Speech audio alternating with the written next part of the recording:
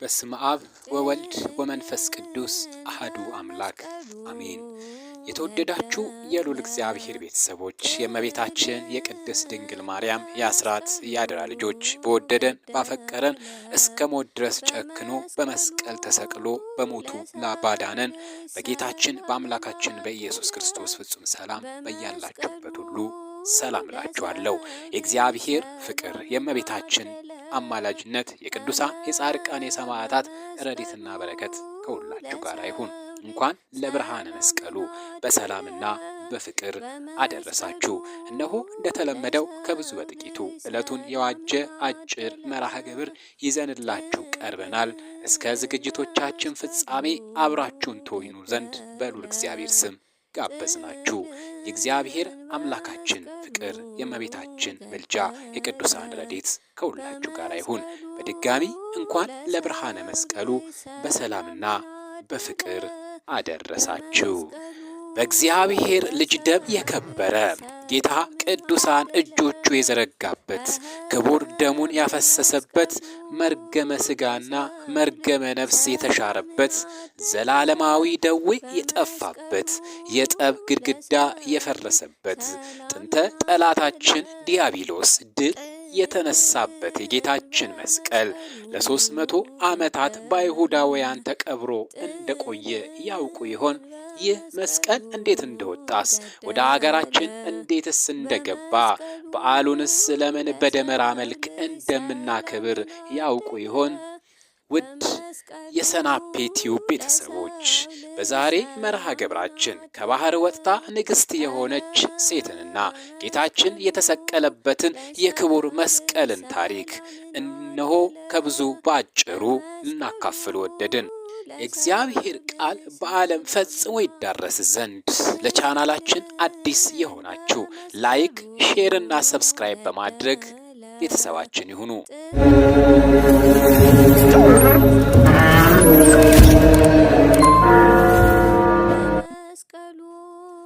የመስቀል ነገር በመጀመሪያ የተገለጠው በመላእክት ዓለም ነበረ። ቅዱስ ኤጲፋንዮስ ለፍጥረት ዓለም በጻፈበት መጽሐፈ አክሲማሮስ በተባለው እግዚአብሔር መላእክትን ፈጥሮ በተሰወረባቸው ጊዜ ዲያብሎስ እኔ ፈጠርኳችሁ አለ። ያን ጊዜ በመላእክት ዓለም ረብሻ ሆነ። ከፊሉ ዲያብሎስን አምኖ ከእርሱ ጋር ሆነ። ቅዱስ ገብርኤል ግን የፈጠረንን እስክናገኝ በያለንበት ጸንተን እንቆይ አለ።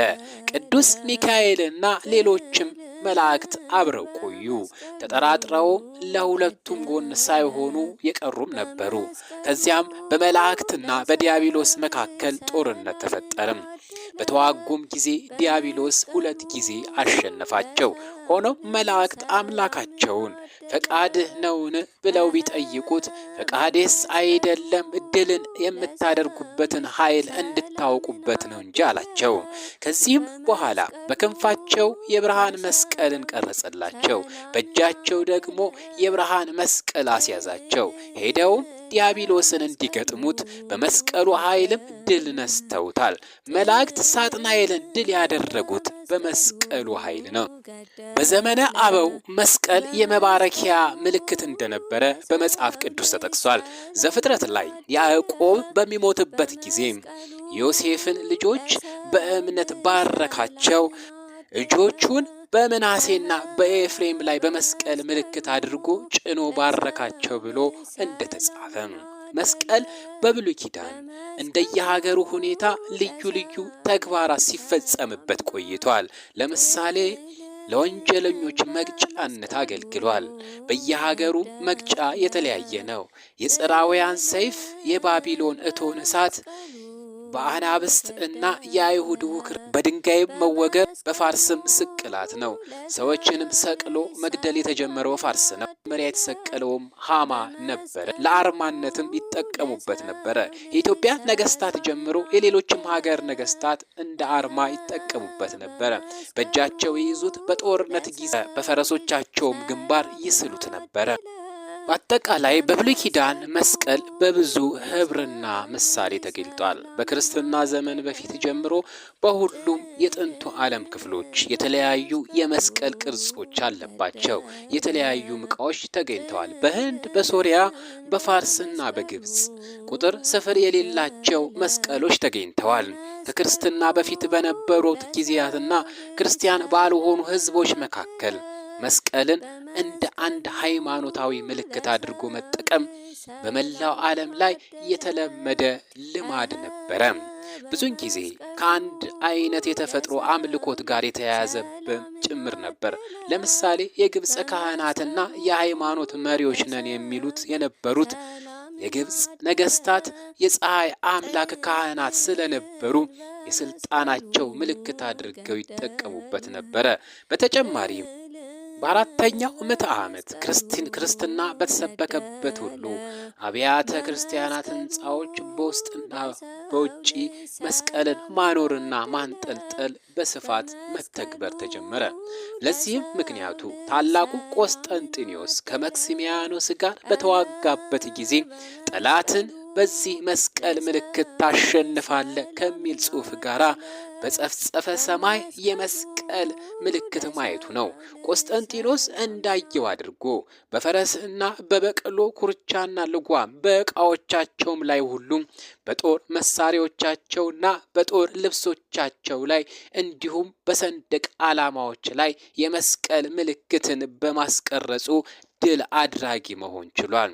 ከዚህ ጊዜ ጀምሮ በአብያተ ክርስቲያናት በስፋት መጠቀም ተጀመረ። ከዚህም አልፎ እስካሁን ድረስ እንደሚታየው ፊንላንድ፣ ጆርጂያ፣ አይስላንድ፣ ኖርዌይ፣ ስዊዘርላንድ፣ ስዊድን፣ ግሪክ እና የመሳሰሉት አገራት በባንዲራቸው ላይ የመስቀል ምልክት መጠቀምን ከቆስጠንጢኖስ ወርሰዋል። ኦርቶዶክሳዊት ቅድስት ቤተ ክርስቲያናችን ያለ መስቀል የምትሰራው ምንም አይነት ስራ የለም። ከቅዱስ ፓትርያርኳ ጀምሮ እስከ ምእመን ድረስ ሁሉም ለአምልኮተ እግዚአብሔር ሲፋጠኑ መስቀልን በዋናነት ይጠቀማሉ። ጸሎታቸውን ሲጀምሩ ካህናት በመስቀል ምእመናን በጣታቸው አመሳቅለው በማማተብ ስመ ሥላሴን ይጠራሉ። በሐዋርያት ስብከት የወንጌሉ ፋና ለዓለም ሲበራ በዕፀ መስቀሉ ልዩ ልዩ ተአምራት ሲደረግ አስቀድመው ጌታችን ኢየሱስ ክርስቶስን የሰቀሉት አይሁድ አሁን ደግሞ በሰቀሉት መስቀል ተአምራት ሲደረግ በማየታቸው በቅናት መስቀሉን ከኢየሩሳሌም አጠገብ ቀብረው በአዋጅ ቆሻሻ በየዕለቱ እንዲደፋበት አደረጉ። እስከ 70 ዓመተ ምህረት ድረስ የጣሉት ቆሻሻ በመስቀሉ ላይ እንደ ኮረብታ ተከመረ።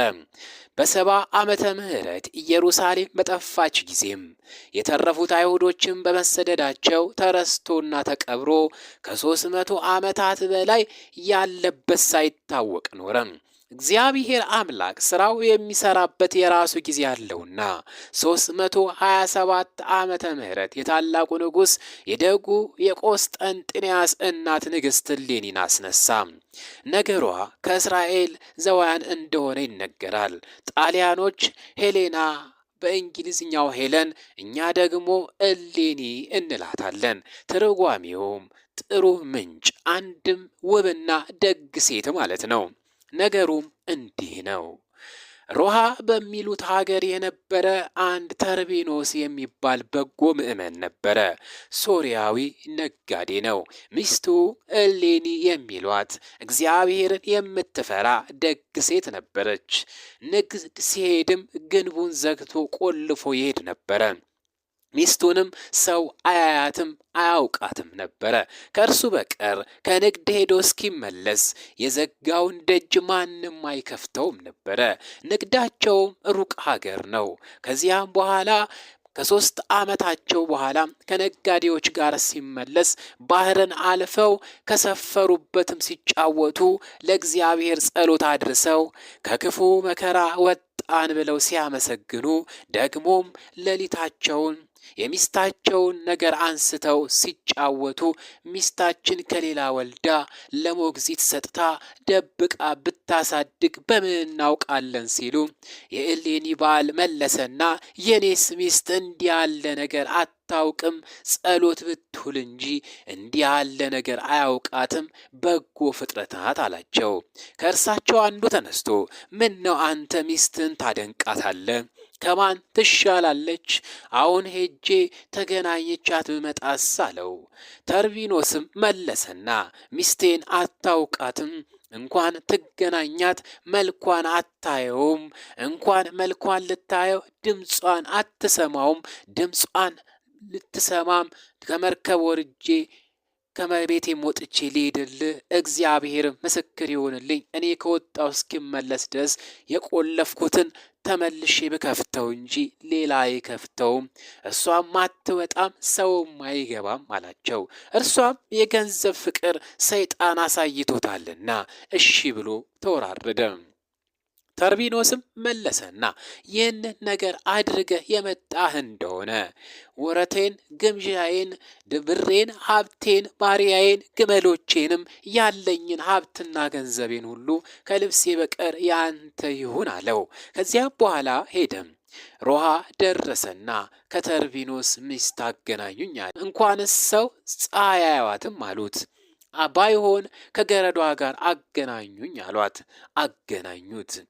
ከሩቅ አገር የመጣ ሰው ልገናኝሽ ይላል ብለሽ ንገሪ አላት። ሄዳ ነገረቻት። ወትሮውን ዛሬ እንዲህ ያለ ግብር ታውቂኛለሽን አለቻት። ሄዳም አልሆነልህም አለችው። ይህንን ያህል ወርቅ እሰጥሻለሁ ብሏል አላት። ገብታ ነገረቻት። የተርቢኖስም ሚስት በገንዘብ ብላ ተቆጥታ በያዘችው መታቻት። ደማችም። ደሟንም እያዘራች ሄዳ አይሆንልህም ስል አስመታኸኝ፣ አሁንም ሂድልኝ አለችው። ይህን ወርቅ ላንቺ ሰጥሻለሁ፣ ሁለቱ ባልና ሚስቱ የሚያውቁት ሌላ የማያውቀው ዕቃ እንዳለ ስጪኝ አላት። ይህንንስ አደርግልሃለሁ ብላ የአንገቷን ዕንቁ ወስዳ ሰጠችው። ይዞም ሄደ። እንደምን ሆነ መጣ አለው። ወድጃት ወዳኝ ለምዳኝ መጣው፣ ውሸትክን ነው አለው። ይኸውልህም ብሎ ዕንቁን አሳየው። የሞኝ ሚስት ለምልክት እንዲሉ ለዋል ልደር ልመርምር ሳይል ቢደርስባት ነው እንጂ ይህንንስ ማን ይሰጠዋል ብሎ ወረቱን ለቆለት ሄደ። ከቤቱም ገብቶ ያዝን ይቆረቆርም ጀመረ። ወትሮስ እንኳን ይህን ያህል ዘመን ኖረ ወጥተ ስትመለስ ብዙ ታጫውተኝ ነበረ። ባልንጀሮቼ ተድላ ደስታን ያደርጋሉ፣ አንተ ታዝናለ፣ ምን ሆነህም ነው አለችው። እነርሱ ከነወረታቸው ገብተው ነው። እኔ ግን ስንት ዓመት የደከምኩበትን ወረቴን ማዕበል ሞገድ ተነስቶ አሰጠመብኝ። ምን ላድርግ? እኔ ያላዘንኩ ማን ይዘን አላት። እርሷም እግዚአብሔር ሰጠ እግዚአብሔር ነሳ ይላል። ያየነውን ቢነሳን ያላየነውን ይሰጠን የለምን? ያንተ 50-60 የኔ 50-60 ዘመድ ቢኖረን ከነዚያ ተበድረን እንደ ቀድሞ ትነግዳለ፣ ምን ያሳዝናል አለችው። እኔስ አበድርበት በነበረ ሀገር ተበድሬ ከከበርኩበትም ሀገር ተዋርጄ አልኖርም፣ ወደ ሀገር እሄዳለሁ። አንቺን ግን ሁሉ ያከብርሻል፣ ሁሉ ይወድሻል፣ ከወደድሽው ኑሪ ብሎ በነገር ይነካታል። እርሷም አንዱ አካል ሲሄድ አንዱ አካል ይቀራልን? እኔስ ወዴት እቀራለሁ አለችው። ከወደድሽውማ በሳጥን አድርጎ በግመል ጭኑ ይዞ ሄዷት። ከባህርም ሲደርስ መርከብ ተከራይቶ ይዟት ገባ። እነሆ ከጥልቅም ባህር ሲደርስ መንፈሰ ቅናት ተነሳበት። ምን ነው እሌኒ ሳምንሽ ከዳሽን፣ ስወድሽም ጠላሽኝ አላት። አንተን ክጄ ማንን አመንኩ? አንተንስ ጠልቼ ማንን ወደድኩ አለችው። ይኸውልሽ ብሎ ዕንቁን ሰጣት። የሰጠኝ ገረድ ልገናኝሽ ብሎ ላመጣው ወስዶ ሰጠው አለች። የሰውየውን እንኳንስ ግብሩን መልኩን አላየውትም አለችው። ስራሽ ይግደልሽ፣ ስራሽ ያድንሽ ብሎ በሳጥን እንዳለች ገፍትሮ ከባህር ጣላት። መንፈስ ቅዱስ መጋቢ መልአኩም ቀዛፊ ሆኖ ከባህር አውጥቶ ቤዛንቲያ ወደምትባል ሀገር ወሰዳት። ንግሥቱ ቆንስጣም እንዳጋጣሚ ከባህር ነበረ። ሳጥኑንም አይቶ ማዕበል ሞገድ ከነጋዴዎች ነጥቆ ያመጣው ነው ብሎ አስመጥቶ ከፈተው። እነሆም እንደ ፀሐይ የምታበራ ሴት ወይዘሮ አገኘ። ከዓመትም በኋላ ተገናኘት። ታላቁ ቆስጠንጢኖስም ተወለደ። እርሷም ልጇን የክርስትናን ትምህርት አስተማረችው። ይቅርታንና ርኅራኄን በክርስቲያኖች ወገኖች ላይ እንዲያደርግ በልቦናው መልካም ዘርን እንዲዘራ አስተማረችው። ከዚያም ቆስጠንጢኖስ ለአካለ መጠን ሲደርስ ወደ አባቱም ወሰደችው። አባቱም የጥበቡን ብዛት አይቶ በመደሰት ከበታቹ መስፍን አድርጎ በመሾም በመንግስቱ ስራ ላይ ሁሉ ስልጣን ሰጠው። ከ2 ዓመትም በኋላ አባቱ በማረፉ ቆስጠንጢኖስ በ14 ዓመቱ መንግስቱን ሁሉ ተረክቦ የቀና ፍርድን የሚፈርድ ሆነ። ከእርሱ በፊት የነበሩ ነገስታት የጫኑባቸውን ፍጹም አገዛዝ ከሰዎች የሚያስወግድ ሆነ። በዚህም ምክንያት ሁሉም ወደዱት፣ ዝናውም በብዙ ሀገሮች ተሰማለት። በአንጾኪያ ያሉ ክርስቲያኖችን የቆስጠንጢኖስን ፍርድ መጠንቀቁን፣ ድሃን መጠበቁን የሰሙ ከካዲው ከመክሲያሞስ ያድናቸው ዘንድ የልብሰ ተክህኖውንም ቅዳጅ የመስቀሉንም ስባሪ ይልኩለት ነበረ። እርሱም ስለደረሰባቸው መከራ በእጅጉ እያዘነ እንዴት አድርጎ እንደሚያድናቸው ያስብ ነበር። ከዕለታት በአንድም ቀን በአደባባይ በፍርድ ወንበር ተቀምጦ ሳለ ከቀኑ በ6 ሰዓት ክብሩም እንደ ከዋክብት የሆነ መስቀል በጸፍጸፈ ሰማይ ላይ ታየው። በላዩም በዮናኒ ቋንቋ ኒቆስጣጣ የሚል ጽሑፍ ነበረው። ትርጓሜውም በዚህ ጠላትን ድል ታደርጋለህ የሚል ሲሆን እርሱም የመስቀሉን ብርሃን የፀሐይን ብርሃን ሲሸፍን አይቶ ተደንቋል። ይህንንም ያየው በሊቃውንቱም በጠየቃቸው ጊዜ አውስንዲዮስ የሚባል ሰው በዚህ መስቀል አምሳል ጠላትህን ድል ታደርጋለህ ማለት ነው ብሎ ተረጎመለት። መልአኩም ሌሊት በራእይ ታይቶ አስረዳው። ከእንቅልፉም በነቃ ጊዜ ልቡ ጸናና የወርቅ መስቀልም አሰርቶ በነገሰበት ዘውድ ላይ ያደረገው። መኳንንቱንና ወታደሮቹን ሁሉ መስቀል አሰርተው በጦር መሳሪያዎቻቸውም ላይ እንዲያደርጉ አዘዛቸው። እንዳላቸውም አደረጉ። ከዚያም በክርስቲያኖች ጠላት በከሃዲው መክሲሚያኖስ ላይ ዘመተበት።